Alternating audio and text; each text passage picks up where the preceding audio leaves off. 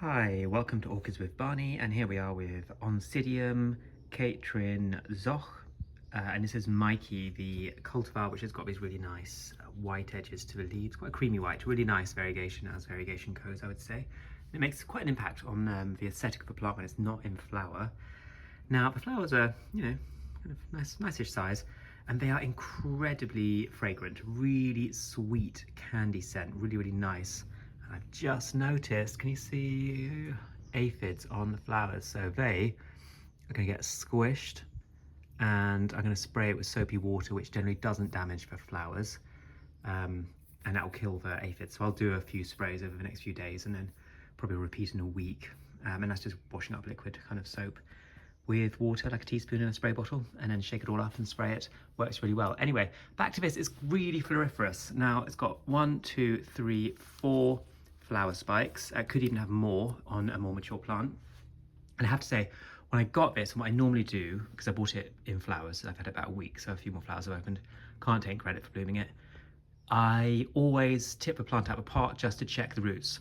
Quite carefully, sort of squeeze the pot, a plastic pot, and ease the plant out to check the roots. And then sometimes you get bark falling off. But this one, and I suspect it is because I had a little dig around, it was in this horrible, fine for growing non-orchidy type plants or maybe terrestrial orchids, but it was in like a coir regular, almost like a regular compost coir kind of mix, which I don't think is great for these. I know these don't like to dry out too much, but it's not very airy. And anyway, so didn't have great roots really. The only roots were on, so there's this pseudobulb, one behind, and a third one, and this one has like a couple of roots which are quite branched. There's basically nothing else.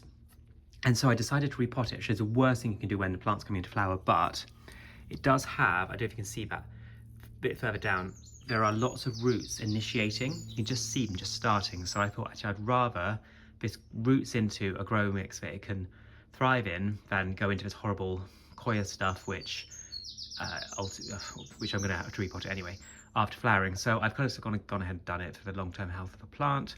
I've just pinched sphagnum, which is, I think, quite good. I find this to be a good recovery grow media for plants that don't like to dry out too much, especially because I'm going to be keeping this in a lower humidity house, and then it'll hold a little bit more moisture for the roots whilst being quite airy. So that's why I'm growing it in sphagnum. Otherwise, I'd normally pot this into a regular bark, long-lasting sort of bark. Anyway, so really nice fragrance. This is really easy to grow. I've grown this before.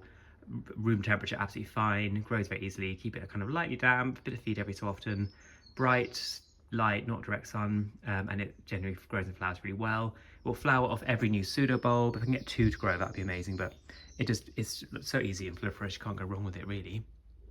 So that's it. It's really lovely fragrant orchid, highly recommended. And this particular cultivar, Meike, is great because it's got a cream white kind of variegation on the leaves. It makes it really nice out of flower. So there we go. Thanks for watching.